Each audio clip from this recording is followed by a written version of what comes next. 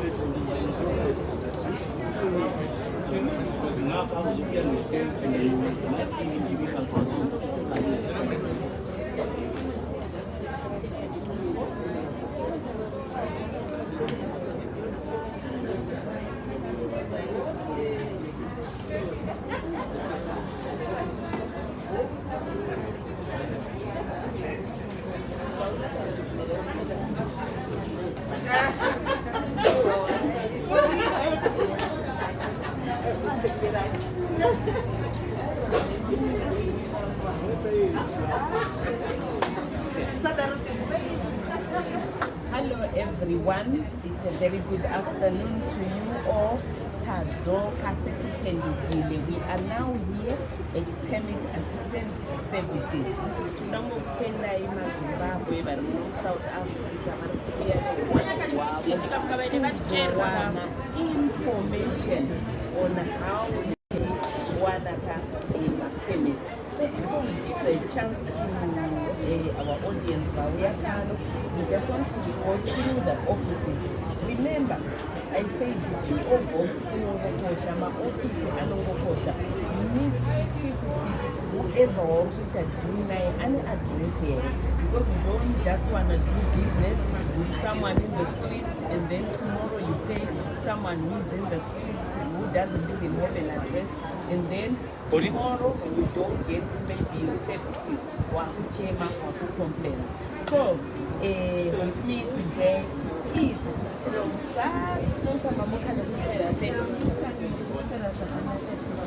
and the teacher said that they have one of years. I haven't they are applying. And okay. And our marketing director, Mr. Sanjay. Good afternoon. Good afternoon, so that's nice to be here. Nice to be here today again. Right, so I was just saying it's important to do business with somebody who's got an office in the where they live in a place. Because you cannot just trust someone with your money who doesn't have an office. So it's important for people to know, or maybe we show them, or we go through our offices so they may see that we are serious in business. Yeah, absolutely. It's a good thing that you brought this up, because we are serious about business. We intend to be here for a very long time. This year, we have spent a lot of money and resources on the infrastructure of the center, so that it makes it very comfortable for visitors when they arrive. And I'd love to take you around. Thank you. Okay. So, Sis Nomsa, right? This is our reception area. So maybe if you can tell us what happens when people come here, Sis Nomsa. Okay, maswera sei kuda kuti tikutsanangurirei mashandiro atinoita paPASS, tichiita tour of our center so that you familiarize yourself nenzvimbo yamuchazoshandira. This is a very comfortable place. Tinotanga tapinda kugedhi uko kune masecurity yedu iri tight. Munosvika ikoko mo register nema securities edu. Toita zvese zvinoteedzerwa pa COVID protocol. Yes. Whereby you are taken temperature, you have to wear your mask, tinokusanitize zvekare. Kana mchinge mapinda mukati kunze uko munosangana nema consultants edu anosvika kubatsirai neinformation pane zvese zvamunenge muchibvunza. Kana mchinge magutsikana neinformation iyoyo munoregistrwa kuti muve client yedu yepaPASS. So our registration, you complete a registration form rinouya pano pa reception. Right. Registration form redu ramuno complete, we take it and bring it pano pa reception pano munosvika moita payment yenyu ye549 pamunobhadhara that 549 hatitambire cash asi kuti munogona kuswipa kana kuti muchiri kunze ikoko we give you mabanking details edu moenda panearest absa office where you make a cash deposit and bring back the proof of payment. Pano pa reception pedu our front desk team are going to work on your forms and everything zvinoiswa musystem. Your file number is going to be system generated and you are going to be given a file number that is unique to you. File number iyoyo munoishandisa pamunenge muchida kuita ma-inquiries muchitreka application yenyu. Kureva kuti kana mune file number yenyu yati yakupai semuenzaniso 329 instead of quoting your name pamunofona ku call center nekuti you'll find kuti vana Tilda moyo vakawanda asi ukavaudza kuti ndiri file number 329 unogona kubatsirika. Whoever receives a call or email or WhatsApp, they will check 329 and they know it's Tilda Moyo wakashika mswa 19 and registered with us. You have submitted with VFS. Pano pa front desk ndo panoitika zvese. You are given a kit inenge ine zvawada kuapplyira. Like I said, we tinodila nema permit akasiyana siyana. Makiti edu anobvira kune study permit vema-ZEP vari kuapplyira mawaiver avo vari kuapplyira ma-relative spouse, ma-relative parents nemamwe mavisa akangodaro daro vari kuextenda zvekare. Wapererwa nemazuva uri muno South Africa, we can also assist kuti uextende madays ako uri kuno. Saka tinobatsira zvese izvozvo. So makit atinokupai anoenderana nezvawaapplying. All right. Okay. I see some questions coming through.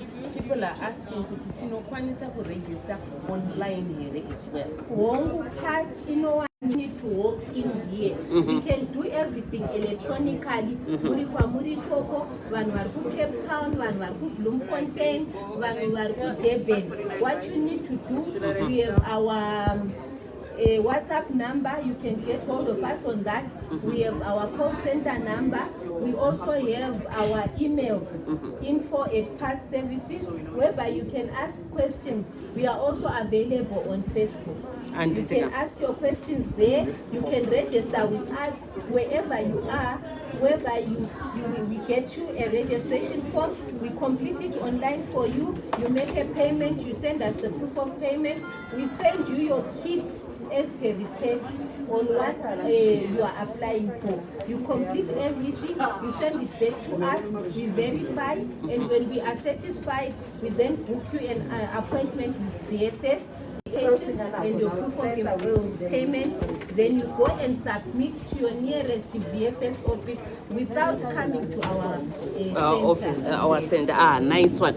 So maybe briefly what she's just explained before we go to our next stage, Mr. Sanjay. Certainly. So we have a number of facilities that is also available for our clients. We have the free internet services if they need to download any documents from their emails. We also have a free photocopying service, which is available to all our clients to make copies of their passports and of their documentation.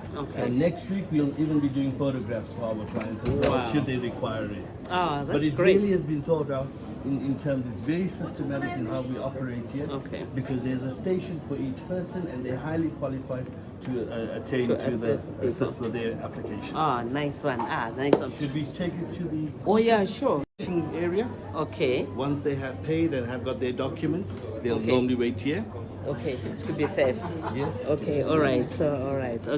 All right. So now we go to the call center. This is our call center. Vaya vatrukuti phona registration, you can do it online. So this is the office, right? Yes. Right, it's Nomsa, if you can tell us. Right, ndichapfuurira mberi ndichikutsanangurirai. This is our call center ine professional staff that is going to assist you. Munokwanisa kufona zvamuri kungovaona vakadai vari kutodaira macalls ari kuitwa nevamwe venyu. You can be assisted ne-call center staff yedu. Vanodaira zvekare ma-WhatsApp ari kudairwa ipapa, ma-emails ari kudairwa zvekare ipapa. Pa-call center pedu makasununguka kushandisa chero language yamuri comfortable nayo. When you make a call, you can language. You can request to be assisted in Shona. You can request to be assisted in English or Ndebele. Our call center staff are available to assist you nenzira idzodzo.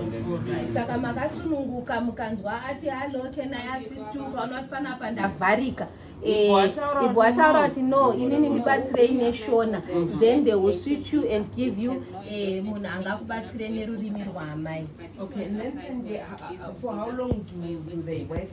Well, okay, maybe I can say for how long are the call center services available? So the call center services are available from 8 o'clock to 6 o'clock. Okay, in the evening? Oh, well, WhatsApp is 24 hours in all the languages as well. Okay. So you can... We have extended hours for call center. And we have got now extended hours for call centers as well. And my hours are a call center? Call center hours is Monday to Friday, it's for 24 hours, and WhatsApp also is it's 24 hours, and then on Saturday it's from 12 to 4 p.m. Okay. Mapan's what happened? Call center, and we are now all operating for 24 hours, Monday to Friday. Wamuka usiku 12 midnight, maybe une stress, you don't even know what to do about the permit, or maybe at night that's when you get a chance, you're only free.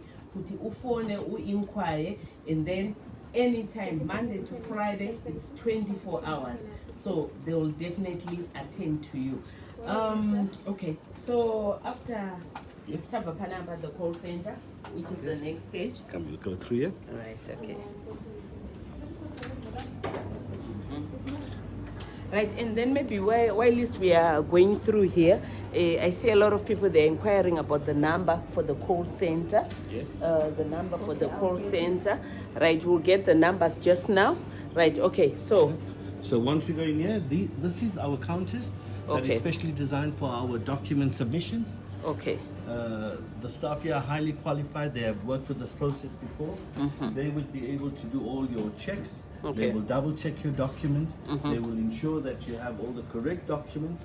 If you have any missing documents, we will be able to provide you those missing documents, Okay. as well as a template to get whether your employer to complete it as well. Okay, so we have 1, 2, 3, 4 counters. 4 counters. We have 6. Actually, we have 6 counters. counters. Okay, all right. These last 2 counters is our quality control. They double check the documents and then they'll make the appointments. Wow. Okay, all right. Highly specialized. Highly specialized. Right, sis Nomsa, apa hanzi zvakamira sei? Okay, kunonzi ku-document checking, whereby ma-documents enyu amunofanirwa kuzonosubmita ayaya. Munouya nawo kuno vanoaongorora, waongorora zvekare, meaning kuti vanofanirwa kuona kuti asvika pastandard chaiyo inodiwa ku-VFS. So vanouya votarisa madocument enyu voaongorora, kana vagutsikana nawo ndipo panapa pamunoitirwa online application for your VFS waiver application kana imwe any other application ye-permit or visa. Saka panapa mukaitirwa, you can also pay for VFS online with this department. Okay. So you can do everything under one roof. Okay. When you come out kubva pano, maakutobva muine a proof of payment for VFS and your booking date. Okay. After we have booked you and they've done everything, they are also going to remind you on the date that you are supposed to go. If we have booked you for the 20th of May, it means a day before we remind you that your submission is tomorrow. Oh, okay. This is their job here. That's what they do. They also make a follow-up, and it's also in their system. They know if you have gone and submitted successfully. All right. No, that's great. So this is the last stage. After that, that's it? Yes, after that, we now await decisions. All right. Okay. Anti Mapanzwa. Anti kana tapedza tasvika pastage iyi, all the papers have been submitted, maassistwa nekuita kuunganidza all the requirements dzinenge dzichidiwa, then tochimirira ka decision. So we are now going to go outside. Is it? We are done here. Yes, right? Okay. So we are now going to go outside. So no vanhu varipo, vanhu vane mibvunzo, varikuda kubvunza, right? Comment section, and then we are also the panel as well as we are also going to be answering my questions from the panel. We've got the other branches opening in Pretoria and Cape Town. Okay. And we've got our new branches opening in Pretoria, in Brooklyn, and in Cape Town, Okay. Durban, and in downtown Johannesburg as well, all within the next month. Ah, that's great. Okay.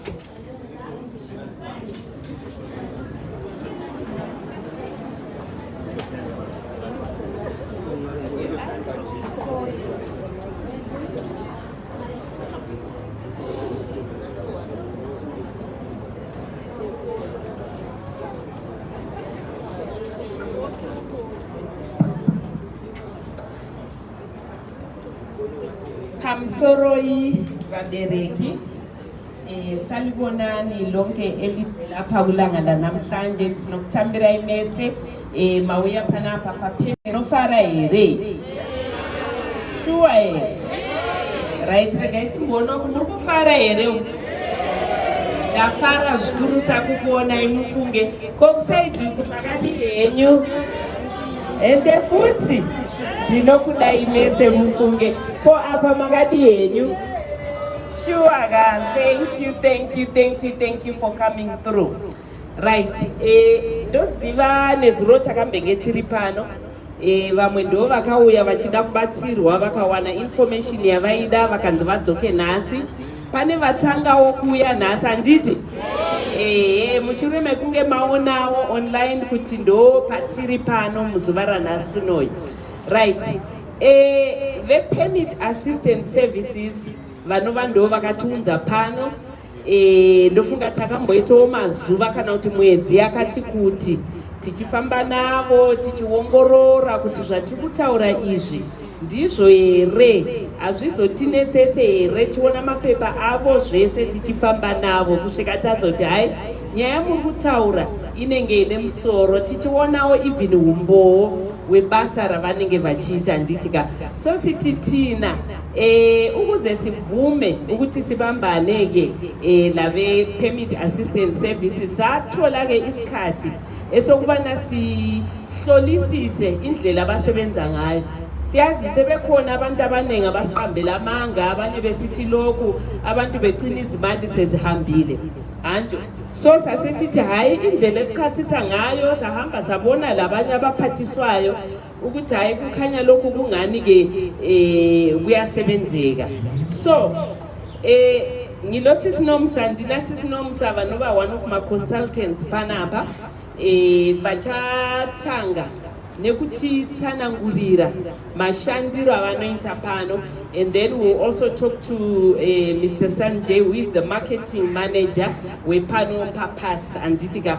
Then after that munhu wese ane mubvunzo kana mubvunzo wako usina kupindurika pa information yauchapiwa pano tichakupai mukana wokuti muye mubvunza nditi tinoda kuti munyatsoteerera zvese zvichataurwa, everything about my services and how they are operating.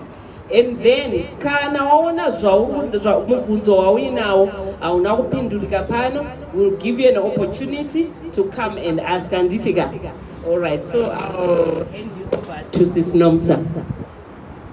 Maswera sei zichona njani bathandekayo, siyaqhubeka njalo njenge-permit assistance services, sisiza abantu nge-information, ikakhulukazi ngendaba yokuhlala kwelase-South Africa ngokusemthethweni. Tuda kubatsirana nehama neshamwari kuti tikwanise kugara munyika yeutorwa zviri pamutemo. Right, permit assistance services iri kubatsira vanhu nemapermit kuti vakwanise kuwana mapermit akangosiyana siyana, zvichingoenderana nekuti iwewe uri kuda zvipi kana kuti unei. asi pari zvino vanhu vatiri kunyanya kubatsira kana kuti pressure yakanyanya iri pavanhu vari affected, vanhu vanga vari pamazep. Tinoziva tese kuti mazep akanzi achaextendwa kana kurenewiwa, kureva kuti aka-expire muna December 2021. 31 December mapemiti edu aka-expire, takwanisi kupfuurira mberi nawo. Asi hurumende yakazoti kune avo vane shuviro yekugara nekushanda muSouth Africa zviri pamutemo ngava apply for mapemiti kumainstream. Right, kumainstream kwacho kune mapemiti akangosiyana siyana, asi inonyanyobata vazhinji igeneral work visa kana general work permit inowanikwa ikoko, inova ndiyo vazhinji vari pazep vanokwanisa kuti vaiaplayire, asi ine ma-requirements ayo agara ariko pasi tigare. Zvakatitadzisa pekutanga kuti tigare tauya takaaplayira mapemiti, izvozvo ndo zvichingoripo. Saka tawanirwa nyasha zvakare kuti since wanga wagara uri pazep uri muno muSouth Africa zviri pamutemo uchishandiro chekubvisirwa mamwe ma-requirements ausingasvikire. Pari kunzwika? Right, chikumbiro ichi chinoshedzwa icho kunzi waiver. Waiver inokumbirwa newe mushandi nemushandirwi muchiisa waiver application yenyu through VFS kuti mubvisirwe requirement ye-labor certificate. Tichatsanangura labor certificate kuti isisa kuti saka isusu hatikwanise kuiwana. Labor certificate inowanikwa mushure mekunge munhu ari a foreign applicant aona basa either pa-internet raka-advertiswa or applya or invitwa for interview pamwe chete nema-citizens emunyika iyoyo. Anditi? Right, pama-interviews paye panoconductwa when the prospective employer information ku Department of Labor inotsanangura iyo kuti vatsvaga vakatsvagisa amongst the citizens of South Africa nevanhu vane ma-citizenship uyezve vane ma-permanent res, vakashaya munhu ane qualification kana skill rakafanana nerako. Izvi zvichisupportwa nema-interviews that were conducted. When the Department of Labor is satisfied kuti zvechokwadi the company is diligently staged vakashaya, they issue you with a labor certificate. So that labor certificate together with other requirements ndo unoshandisa kuapplyira for a general work visa ku mainstream. Zvino vanhu vari pazep takapiwa mazep pasina ma-requirements aya. When we started taingonzi tinongodiwa passport yako chete anditi wopiwa permit. Saka mabasa atiri kushanda ruzhinji rwedu mabasa anogona kuitwa kana nani zvake. Saka employer wako hakwanisi kunyora a supporting information yekuti atsvaga akatsvagisa. Saka naizvozvo labor certificate haibudi. Saka nekuda kwakuona kuti ndo situation iripo, nzira inokwanisa kubatsirika nayo ndeyekuisa waiver. Kana takabata ipapo ndakuchitsanangurira ma-requirements e-waiver.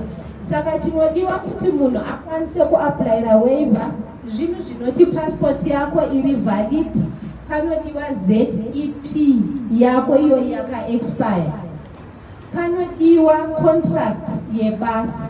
Mutemo wenyika dzese kana kuti zhinji kuti kana uchisvika munyika mavo kuti vakupe permit unofanirwa kunge uri munhu ari pabasa ane something chaari kuita, so that hauvi mutoro munyika. Anditi?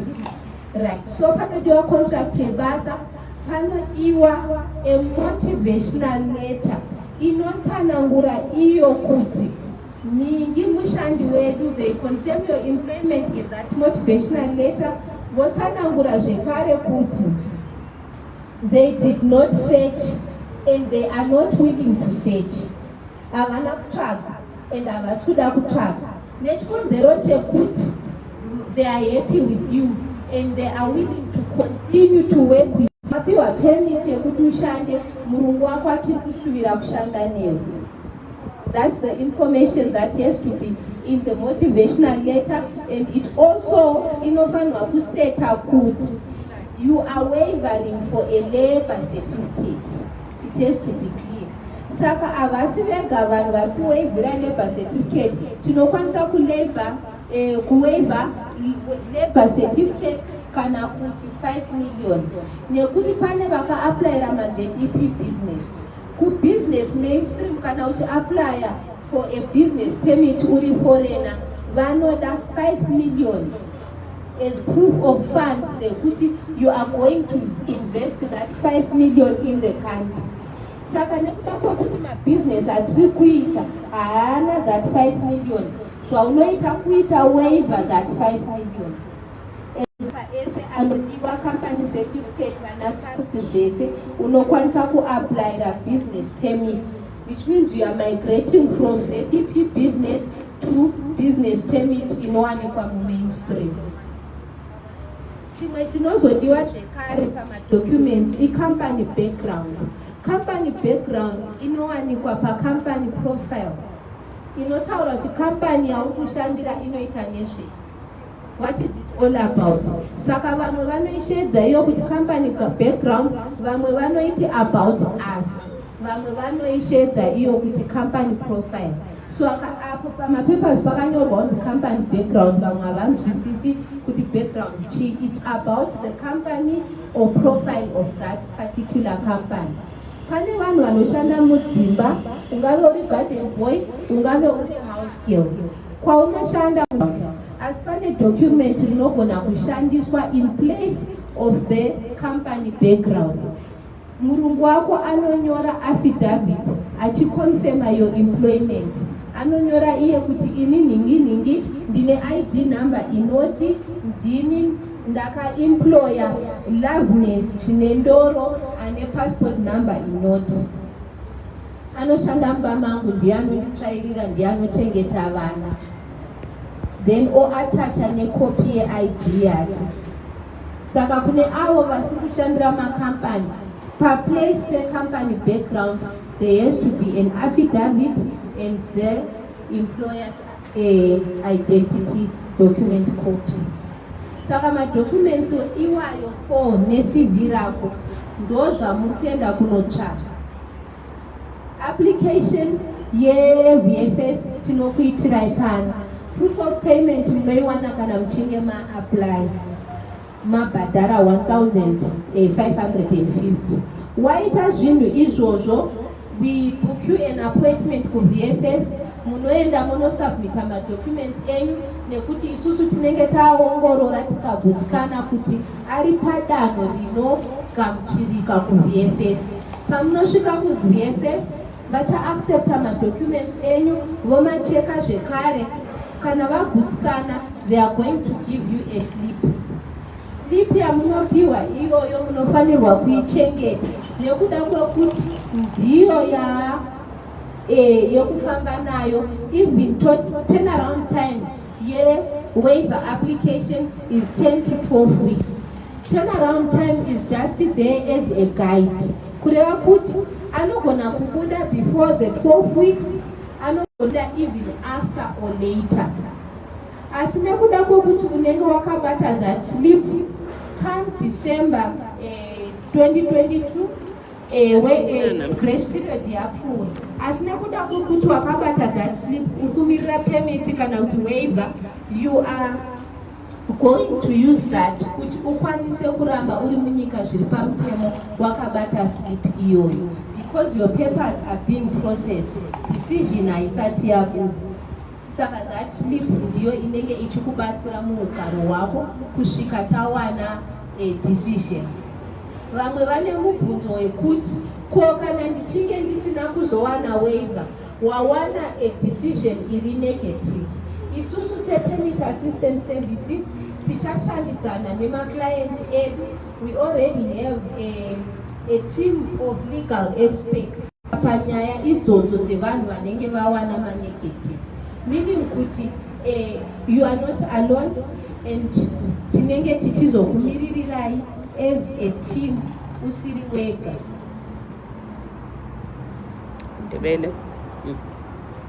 Ndebele. Okay, ngesindebele ngizochaza the same process esesichaza ukuthi abantu bonke abakuze EP sibasiza ngayiphi indlela. Kodwa asisizi abantu abakuze EP kuphela, sisiza abantu abakuze EP, sisiza abantu ama-aslam avalid, sisiza abantu abalama-permit ahlukeneyo abafuna uku-aplayela under izihlobo zabo, under abantwana abashadileyo labantu balapha o abashadile labantu basekhaya banama-permanent residence bafuna uku-aplayela ama-permit siyasiza. Kodwa abantu abaku-ZEP sibasiza ngalindlela. Nxa kuthiwa ama-permit asarinyuwa or uku-extenda, kodwa abanesifiso sokuqhubeka besebenza eSouth Africa ngokusemthethweni bangakwazi uku-aplayela kuma-permit atholakala ku-mainstream. Kodwa ikhona indlela enye kuphela eyokungena ngayo e-mainstream ma ufika ku-ZEP. Ungena ngendlela ye-waiver. I-waiver yisicelo esifakayo, sicela ukuthi kunama-requirements esingakwazi ukuwafinyelela aku-mainstream. Isicelo sethu kaningi sikabili, kukhona abanama-ZEP business nama-ZEP work.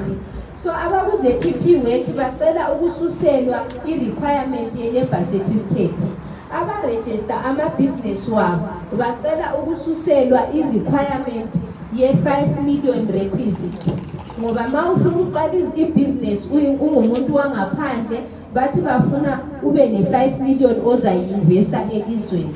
So ma ungenayo leyo 5 million une-ZEP business, unamaphepha, unekhampani erejistiweyo, elencwadi ezipheleleyo, uyakhona ukufaka isicelo sokususelwa leyo 5 million.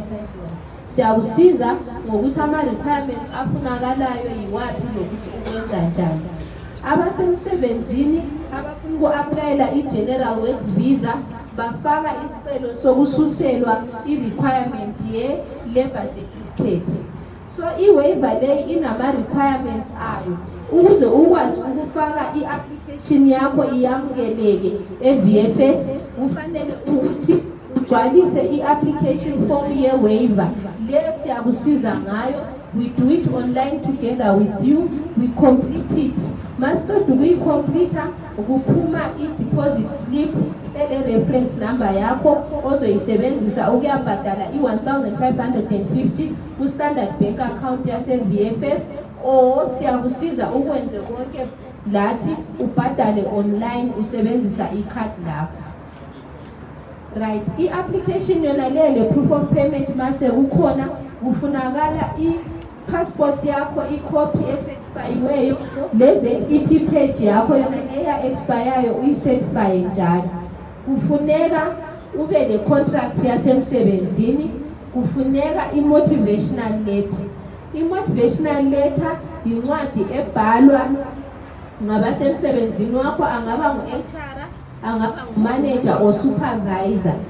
Imele ibe le-information eshoyo iconfirma i-employment yakho ukuthi i-company ethize ikuqhatshile, and bekuqhatshile bakuqhatshe basebenza lawe okweminyaka engu-10 ku-ZEP. So okwamanje ngenxa yokuthi isimo sesihlukile bacela ukususelwa i-requirement ye-waiver ye-labor certificate.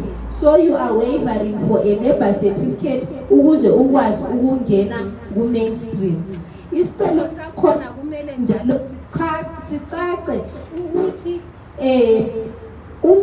u-employer wakho uyazi ukuthi khona kufanele kube ne-labor certificate. Kufanele adinge phakathi kwabantu balapha eSouth Africa or abantu abanama-permanent residence umuntu ongayenza umsebenzi lo ofana nowakho. Kodwa yena u-employer uyasho ukuthi khona ukulahlekelwa nguwe yikulahlekelwa yikhampani.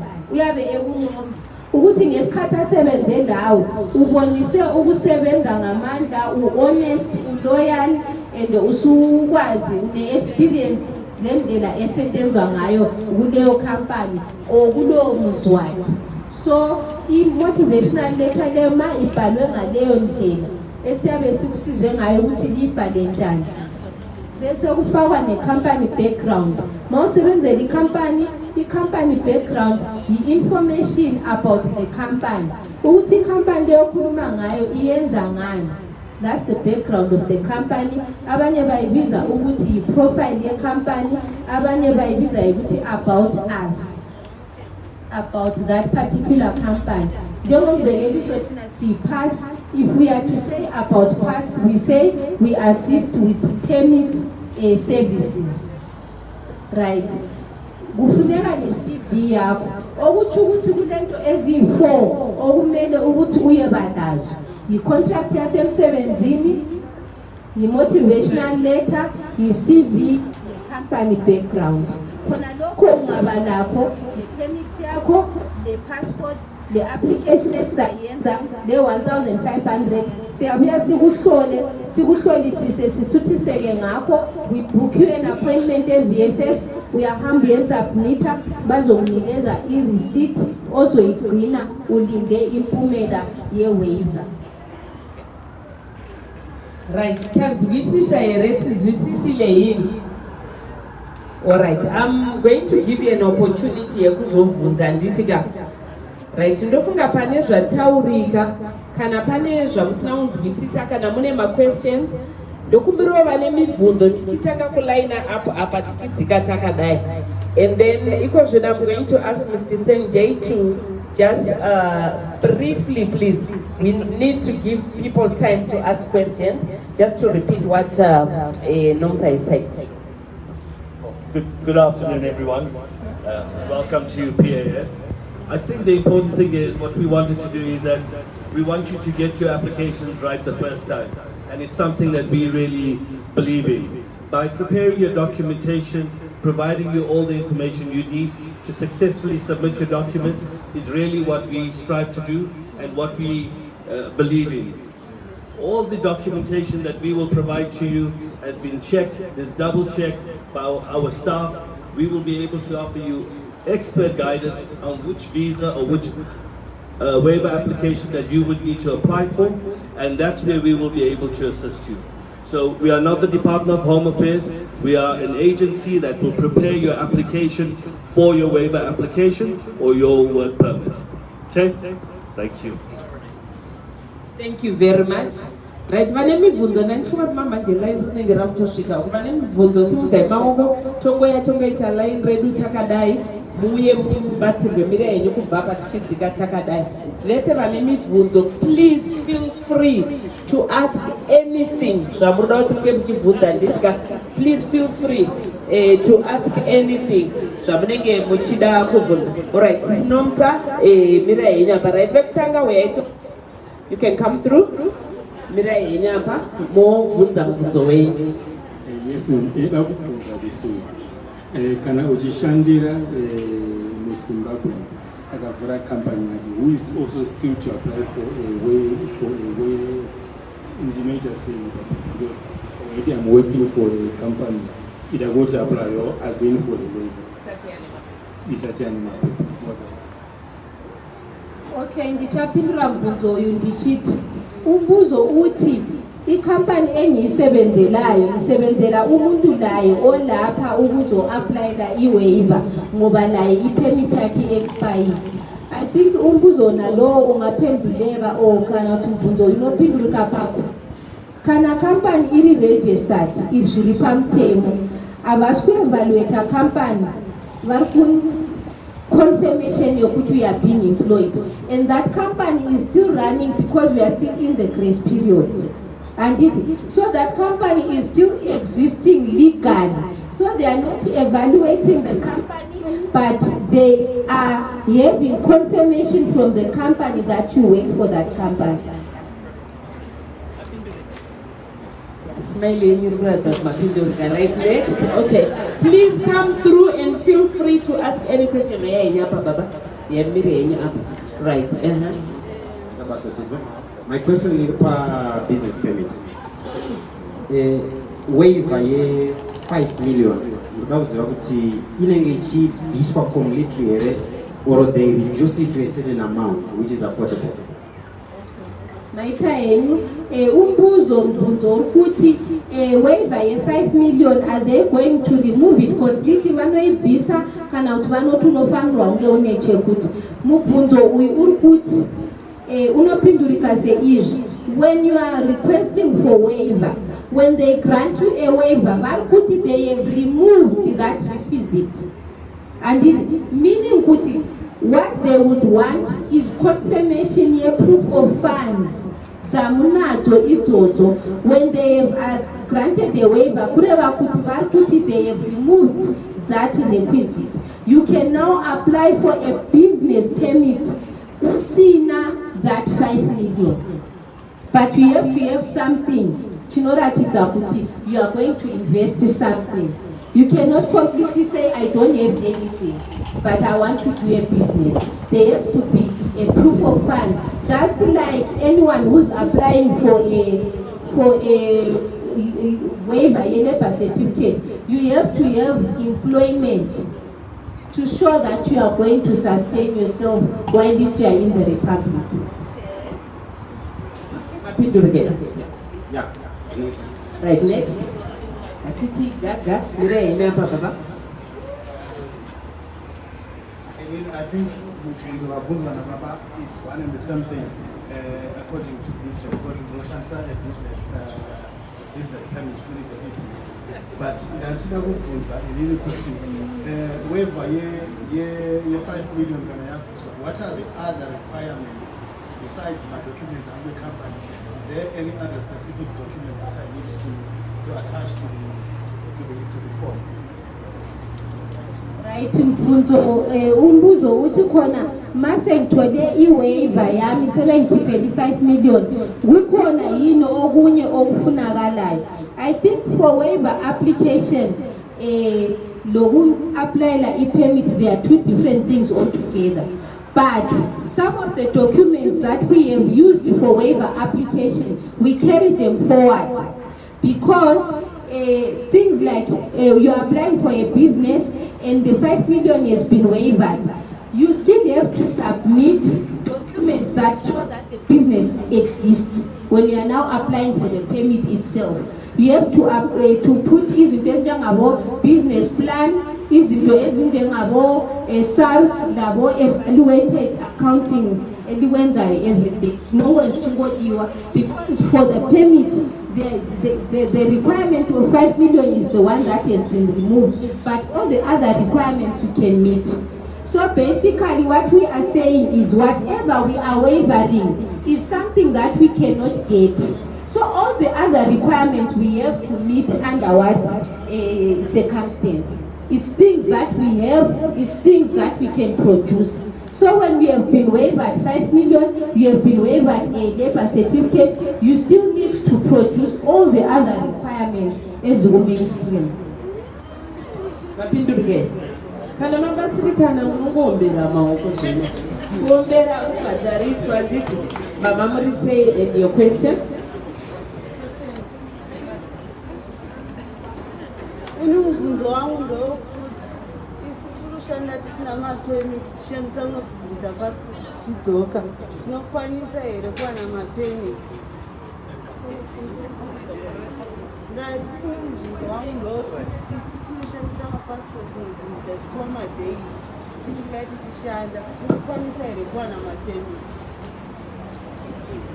Okay, mubvunzo wenyu unopindurika titi vanhu vese vasina zvavanazvo chinhu chaunacho istamp. Remember kuti kutoshanda kwamuri kutoita muchishandisa that stamp muri kutotyora murawo because you are not supposed to work on that visitors visa for those days.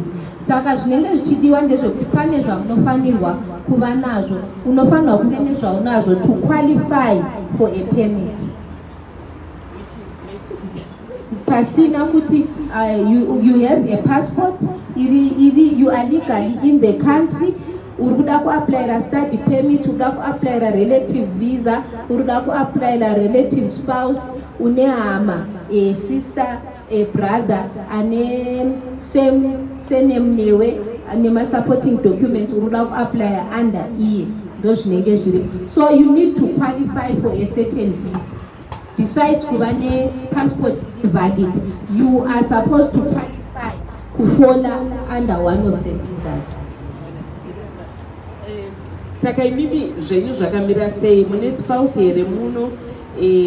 Kana makangoyo muri kungoshanda ndachifunga muchabvunza kuti saka ndoita sei ndotangira papi?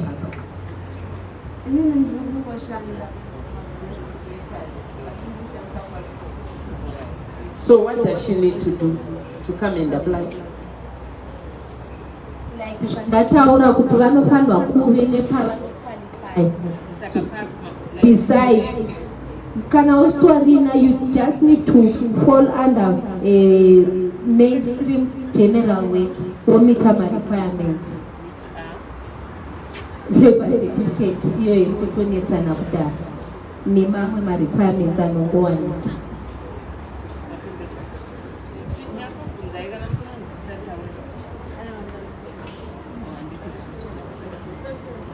All right, next.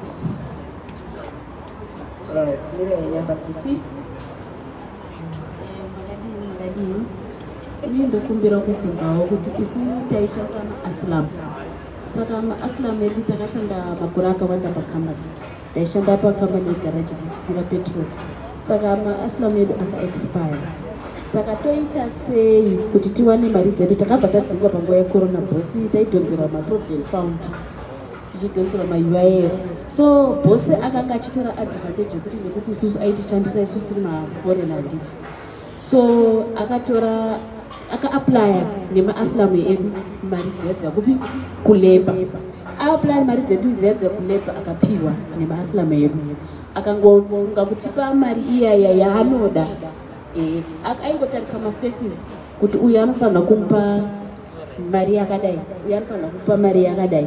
Sezvakaita inini akandipa 3.5 mari yangu yeUIF. Imwe yacho yese haana kuvhura kutipa. Achibva aona kuti takaenda kumubvunza kuti ko imwe iri kupi nekuti wakanga wakatiregister. Achibva atidzinga takadzingwa tiri 12 pakambani maforeign house. Akati maaslam enyu ifraudulent. Saka mari dzedu takaenda kuleba tikamusungisa. Saka maaslam kwangu akavhariwa. Saka hatizivi titoita sei. Okay, saka mubvunzo uri pakuti chi mari dzekubasa here kana kuti maaslam aka-expire?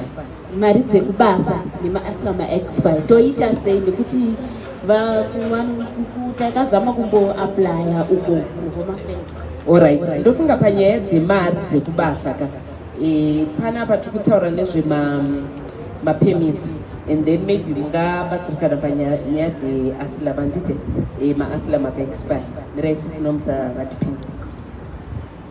Right, sepanhau dzevanhu vane maaslam, isusu tinobatsira vanhu vane maaslam ari valid.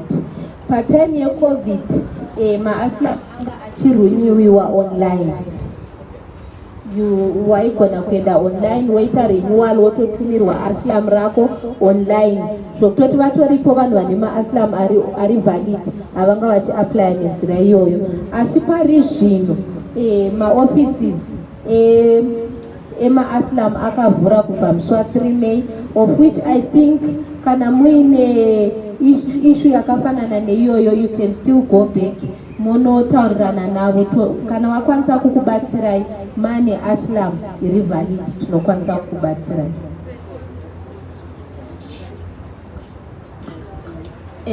Saka sezvakaita kukambana handiti takanga takaregister nemaaslam handiti achibva aexpire kukaita corona handiti. Saka handiti ndinongoziva kuti kana uchingoita zvinhu zveonline kuti mwamwe anopindurika wamwe hapinduriki sezvo zvakaita isusu hatisi kupindurika handiti. Saka kana waka-applya passport handiti haukwanisi here kuisa ningirikini iya yekuaplya permit wozongodhimanda mari dzako dziya dziya.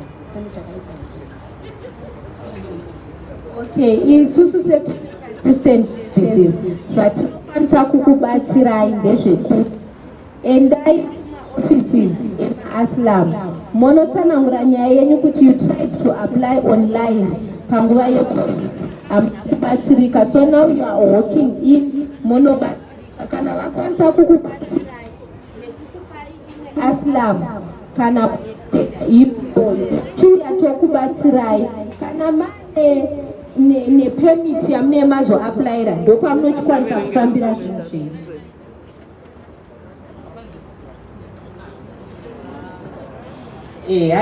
hanzi chienda kumaoffices ekuaslam munotaura kuti ndakambotraya kurenewa online iko zvinochiita ezvokuenda physically munoita walk in munova explainera nyaya yenyu handitika handi mune evidence yekuti mamune ningikini yeaslam kana munazvo chitorai timbotangira ipapo handiti alright, thank you. Right, next mapepa. Alright, okay. Makadi mama, and your question? Makadiyo tinofanana chirongwa chamayo nacho. Ini mubvunzo wangu uri pakuti since muri kuti aisiri ZEP ya PAS ndinozwe period yekuti ndika apply permit, let's say the apply permit isati yabuda ndinenge ndichifamba nechiva because home affairs inotanga kubvunza murodi tinenge tichizoshanda sei. Ndofunga ipapo hamuna kunyatsopanzisa mirai sisi tinomusa vangoexplaina briefly. Alright, isusu hatisirisu home affairs ende zvekare hakuna kuchindwa from ZEP to PAS. ZEP izimba exemption permit yakanga ichipiwa vanhu ende yaka-expire. Ya-expire mukunzi uyai muapplyire mapermit kumainstream. Isusu sePAS tiri kushanda sebridge kukuasistai kuti mofamba sei kusvika mawana permit. Saka zvandatsanangura kuti kana muchinge mashanda nesu makwanisa kunosubmita kuVFS munoshandisa slip yenyu iyoyo makamirira mhinduro. Aiwa pakajeka maite basa. Next, nyapa. Makasimbere, ndafara kuona attitude. Ndo watoita kuti pano because that avaite zvekushika-shika. I've got 3 questions. Chekutanga, I just want to ask you, you didn't say anything about the critical skills permit. Then chechipiri, I just want to ask you for the sake of others. Let's say on one is ZEP, you are not working, but you are studying. You still need to apply for a permit. What's the procedure? Then the last question is, besides the fees that are 5 something and 1,000 something, I just want to ask what at least I remember my hidden cost, my fees I'm not to charge after.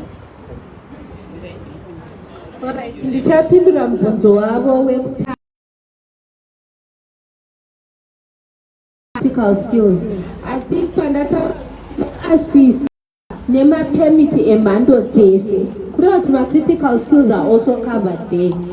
Chiri kuitika ndechekuti when you have a critical skill that ikubuda mugazeti remacritical skills ra2022, meaning kuti if your skill falls under that gazette, you can come to us, we assist you. You don't have a you have that acceptance letter, you can apply for a study permit, usina kuita waiver. Waiver, ikungo apply nevanhu vari kuwaiver business, 5 million, name mainstream general work, certificate, those are who waiver chete. As kana uchifunga kumigrate to start, you don't need to waiver. The last question is about your charges. Right. My charges edu isusu tino charge 509 to assist you and guide you with information mamwe ma cost they are not hidden. Ndezvekuti whatever is required pama requirement you have to pay. Kana kuapply permit kuchinzi kuna police clearance, you have to pay for the police clearance. It's not a hidden cost. Medical exam kana yakudiwa, you have to pay for it. That's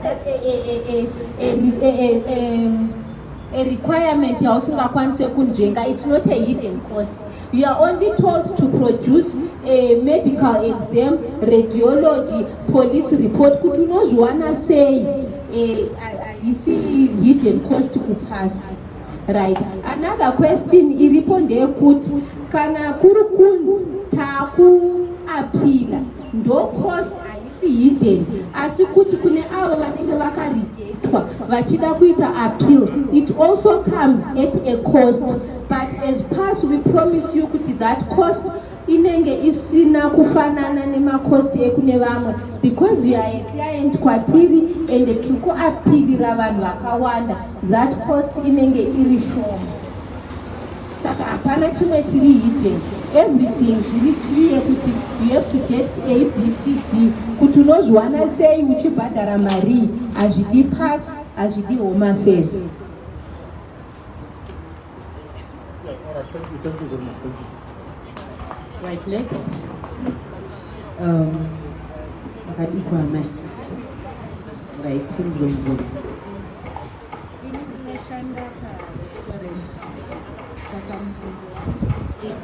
Saka mfunzo wangu ndinosola under general work company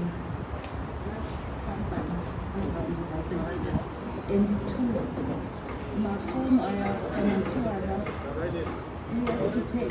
Unofanwa kubhadhara manje kana kuti unokwanisa kupiwa then come and pay it. Right, ndokumbiro patiri kuvhunza ka mvunzo wamuinawo unogona ngori mvunzo umwe munhara apo, saka totaurisa pamwe mvunzo wenyu ka patiri kukupindura takutopindura mumwe munhari kunyara kuya kuno handitika Right, vanhu vese hazvinei kuti uri kushanda kurestaurant, uri manager, uri teacher, uri nurse, uri chii, we are all wavering for labor certificate, or we are wavering for business 5 million requisite. Saka kana wawana waiver iyoyo ndiwo wakuchisarudza kuti uri kunoapplyira general work permit yekushanda kana kuti general business kumainstream. Saka zviri zvokuti unoshanda basa ripi hazvina basa. We are all wavering for a labor certificate kana tiri kuda basa. Kana tine mabusiness we are wavering for the 5 million requisite.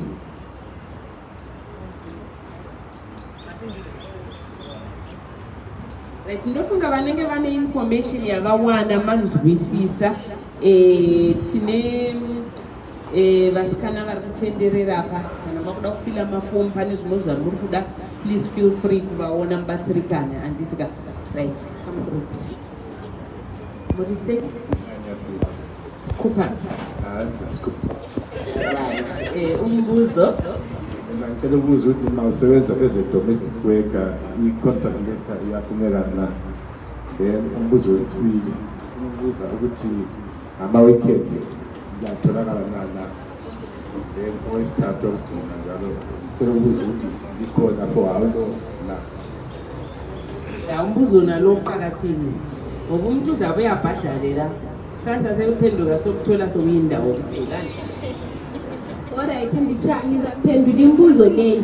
Okokuqala, i-permit assistance services is a legit and authentic company that is here to stay. We are not only assisting ZTP holders and ASLAM holders, as we are all aware that ZTPs, it's a phase, it's something that will come and pass, but we as a company, we are going to stay. We are going to remain in this business to assist people with different permits that vary from critical skills study permits, relative spouse, relative parent, relative everything, every other permit for different nationals, not only Zimbabweans, whether you come from Singapore, you come from China, Russia. If you have a permit that you want assisted with, we are going to assist. So we are here to stay. We are also going to expand and open other branches in Pretoria, Cape Town, Braamfontein. So we are not here only for this time.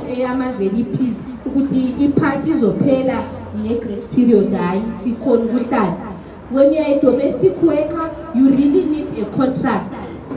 that is signed by you and your employer. That requirement we cannot run away from when we are applying for a waiver.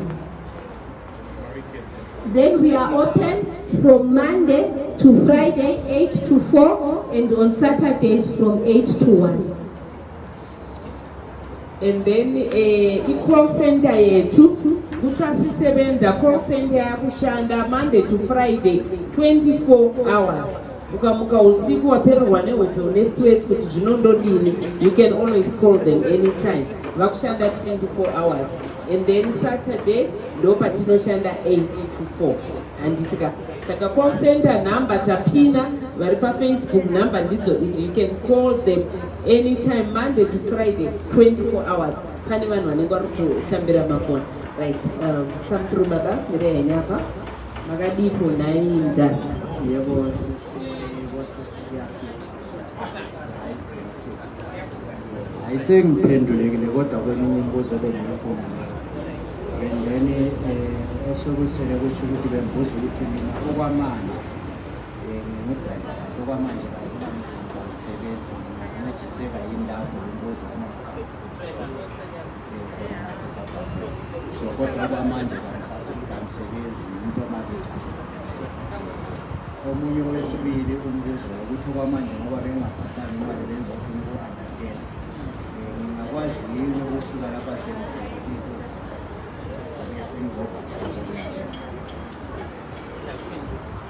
Okay, ngizawuphendula ngisithi ukuze thina sikusize kufanele ukhokhe leyo 549 sikunikeze ikit ozohamba uyesebenza ngayo. I-registration form yethu ayiphumi ngaphandle. I-registration form yethu ayiphumi ngaphandle, kodwa ma umuntu obuye engaphathanga mali engelakhadi kodwa usuthole i-information and ufisa ukusebenzisa ipass, siyakunikeza ama-banking details. Mzwana usude mali uyakhokha e-absa ubuye lapha usukhokhile sesikurejista sesikunikeza ikit yakho. Embuzweni lo ukuthi angisebenzi, i-requirement yencwadi zasemsebenzini asikwazi ukuyibalekela. So kufanele kube le contract le motivational. Khumbula ukuthi sithwena leZEP kodwa konke lokhu kufuneka emlungwini hayi ku. I-motivational letter ibhalwa ngumlungu, i-contract ibhalwa ngumlungu lawe uyisayine.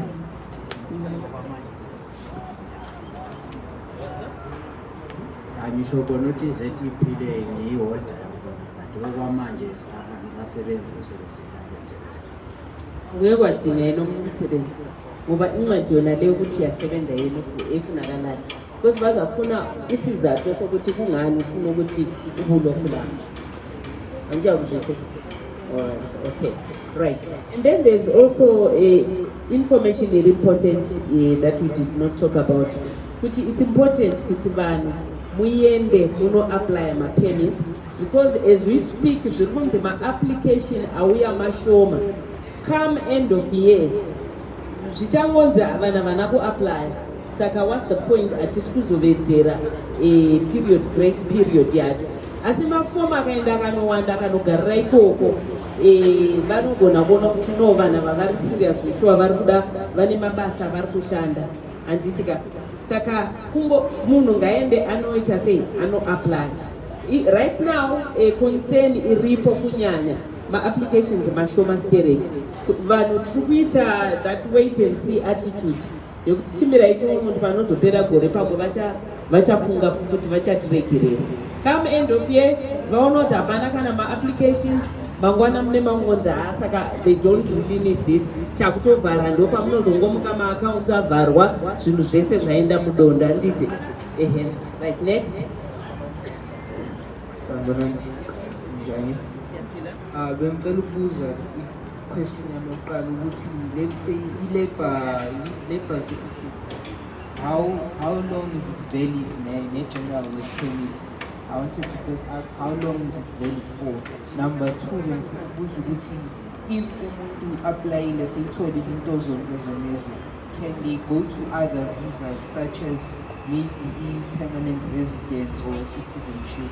And lastly, information regarding how many permanent resident or a citizenship, or do you have to go to Home Affairs for that?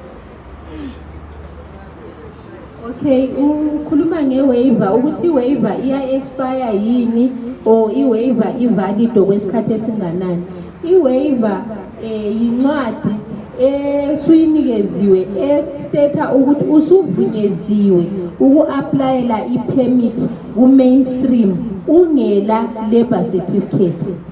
So it's like usufakile isicelo bathi sisiyamkelile isicelo sakho esokuthi usunga-apply ku-mainstream ungela lokho ongelakho. Right. Umbuzo umsithini.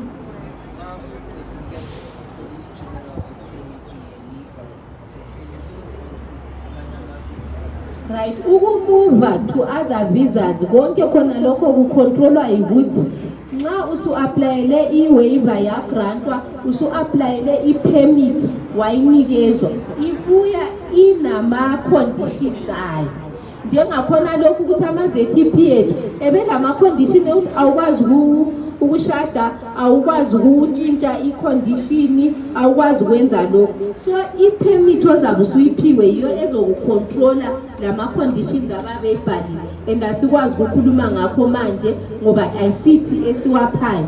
So wena ma usulayo usufuna ukutshentsha ama-conditions of that permit, so kusiya ngokuthi ayatshintsheka yini. But kukhona abantu abanama-permit abalapha labakwamanye amazwe bayabuya bezoyenza ama-change of conditions if their permits allow. Let's say permanent residence and citizenship, information yebo, i-information thina njenge-permit assistance services silayo lani lilayo. You can google ukuthi umuntu ma enikezwe i-permit asithe 5 years umthetho uthini, uthi umuntu ma ungahlala for a minimum or a maximum of so many years usukwazi uku-apply i-permanent residence. Konke khonokho kuqukethwe ku-permit ozayinika. Ma ehlale okwe-5 years elizweni eku-permit le uyakwazi ukuthola i-permanent residence. Kodwa ewethu ama-permit ade silawo lawo ebengama-4 years lama-12 years but ebelama-restrictions ukuthi noma ngihleli 12 years but I still don't qualify ukuthi ngi-apply i-permanent residence. Yebo. All right, Buyanini, Sisiswan.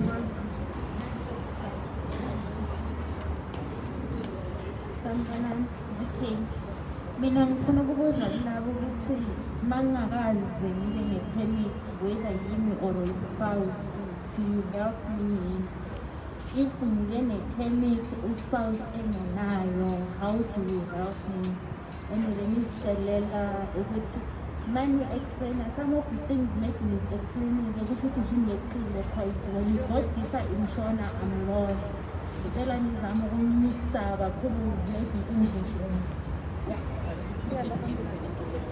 right, okay, besides the information that we are giving here, sinabo osisa balapha. Nxa kukhona ongakuzwisisanga khululeka ukukhuluma labo. And then you can always come through any day, anytime. Uzobuza uzwisise bekuexplainele konke ufuna ukuzwisisa. Uzasixolela ke ngokunye esingakukhulumanga ke wabuzwisise. Kukhona okukhuluma manje it's very important to say you did speak. All right, okay, laphana bengithi khathesi i-government e-South Africa bathi kukhanya abantu aba-applyela ama-permits sibalutshwana kakhulu. And sesile problem yokuthi sithi hayi othini siboneke lapho okuzo-expire khona i-grace period engeke bazase-extendela. But baza-extenda nxa bebone ukuthi abantu sibuyile sazozama uku-apply. But nxa singa-applyanga sazithulela and then bona bazaphonga ucabanga ukuthi hayi ngcevela lwafuna lilanda balapho. And then after that kolapho esizathi 31 December sizalibona ekhaya sesizodlala sonke inyweni. Okay, umbuzo wakho ukuthi wena makuyikuthi kule permit so kuya ngokuthi permit yakho na yipi, uyakhona ukufola under ispouse sakho or uyakhona uku-edda abantwana. Angithi konke khona lokho kuya ngama-conditions of that permit. Do they allow you to add a relative? Do they allow you to add a spouse or abantwana? Then makade uvele unyela umuntu kufanele kubela lapho oqualifya khona one of the permits kusiya ngokuthi ngaphandle kwepassport yakho evalid ulani okunye.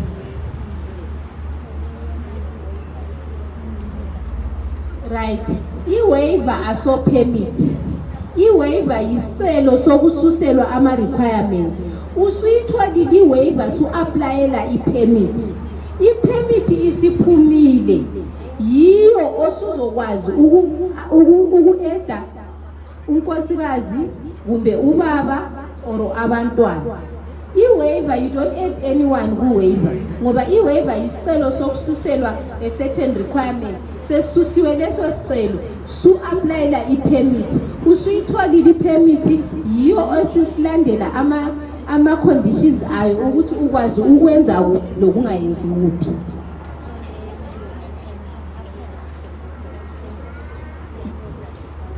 Yeah. Sibongile sisi. Right, I think sesilabantu 2 abokugcina. Please ababe belokho lilombuzo bakhona osisa abagqokeke lokho kunjengani. Lingababona nxa kulukhona olingawuzwisanga likhulume labo khona basina macharamba banemvundo ari kunyera kuya kuno njono basikana banemani ngimasacheza kadai kwakuyenda kwakuthaura nabo munyatovunza kana kuya any other. We are open from Monday to Friday from na 8 munoya munyatovunza munyatonzwisisa mama uya18.